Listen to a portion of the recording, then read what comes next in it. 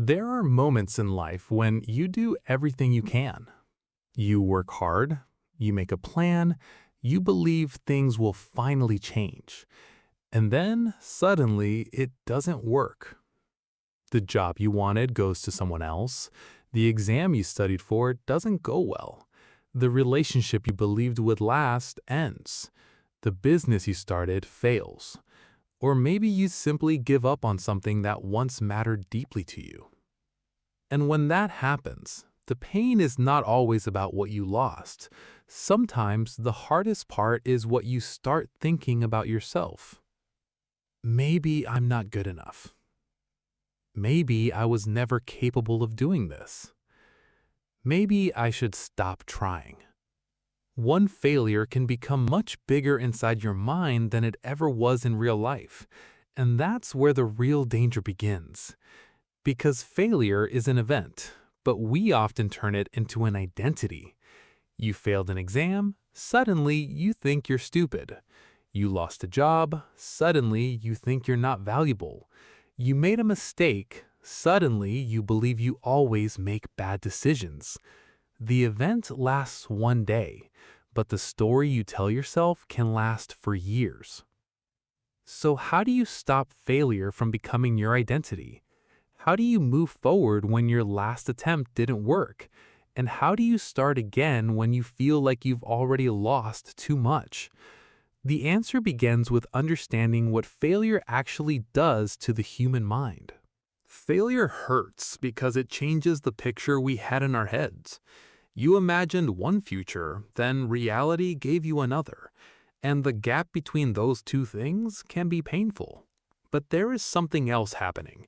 When we fail, we often don't simply judge the result, we judge ourselves. Instead of, that didn't work, we think, I can't do this. Instead of, I made a bad decision, we think, I always make bad decisions. The first statement describes a situation. The second creates a story about who you are. That story can become dangerous because when you believe you are the problem, trying again feels pointless. Why try? What if the same thing happens? What if people see you fail again? What if you prove that you were never good enough? So you stop. And stopping can feel safer than failing again. This is why many people don't actually fear failure. They fear what failure might mean about them. They fear embarrassment. They fear judgment. They fear feeling disappointed in themselves again. And slowly, they start avoiding situations where they could fail. But there's a hidden cost. When you avoid failure, you also avoid the possibility of success. You protect yourself from pain, but you also protect yourself from growth.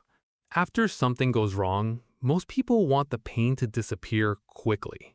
They distract themselves, they blame someone, they tell themselves it didn't matter, or they simply move on without thinking about what happened.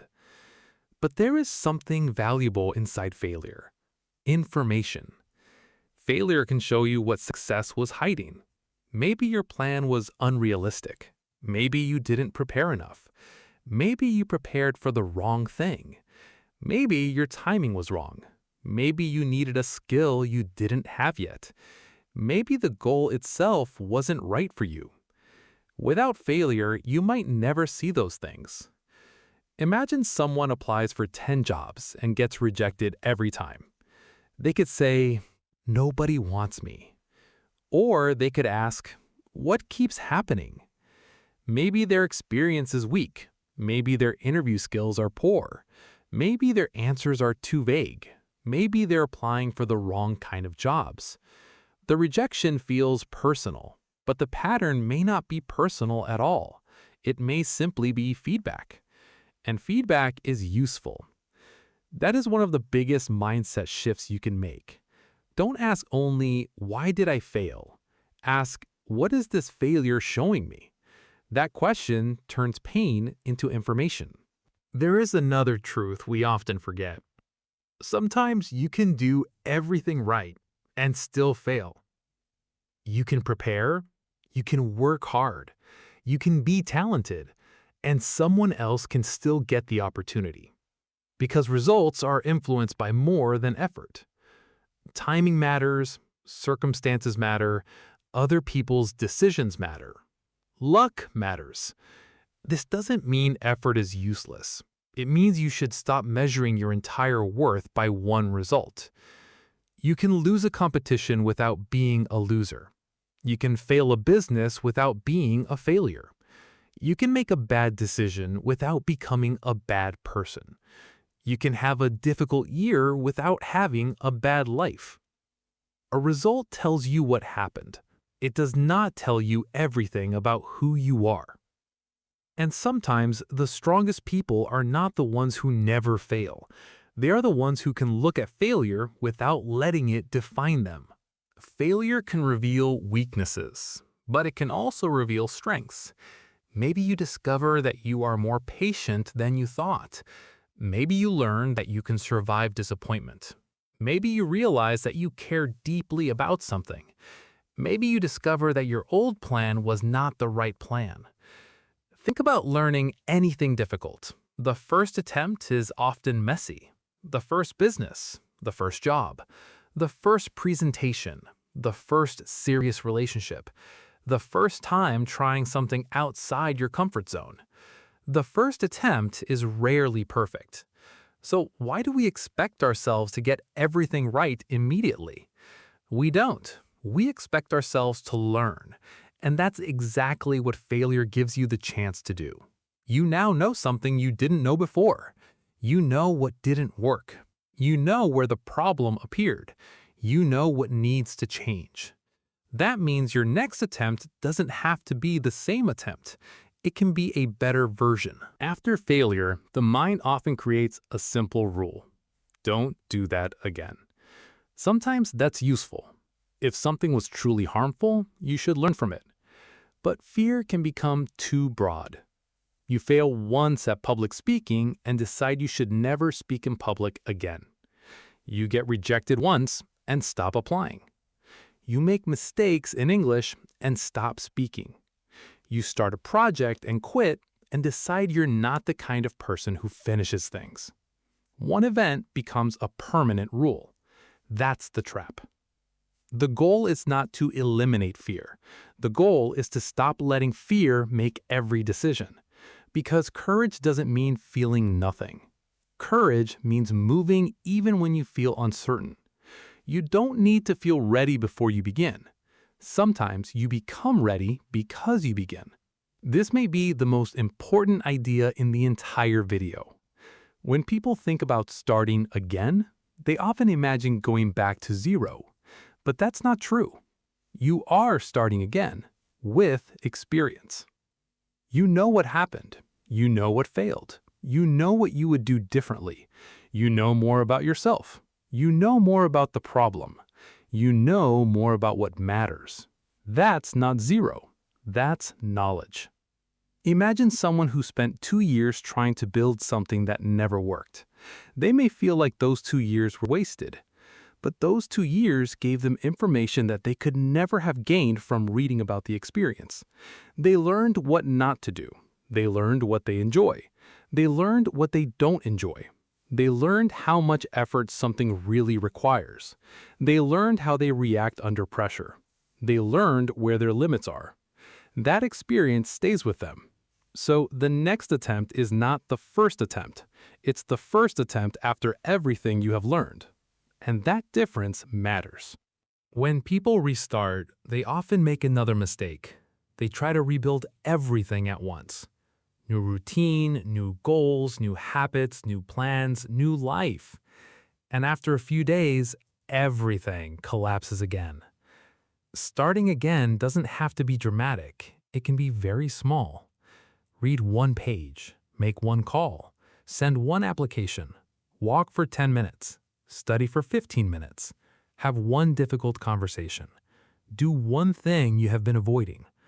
Small actions are powerful because they create movement, and movement changes how you feel.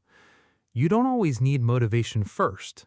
Sometimes you need action first, then motivation follows. The first step doesn't need to fix your life. It only needs to prove one thing. You are still moving.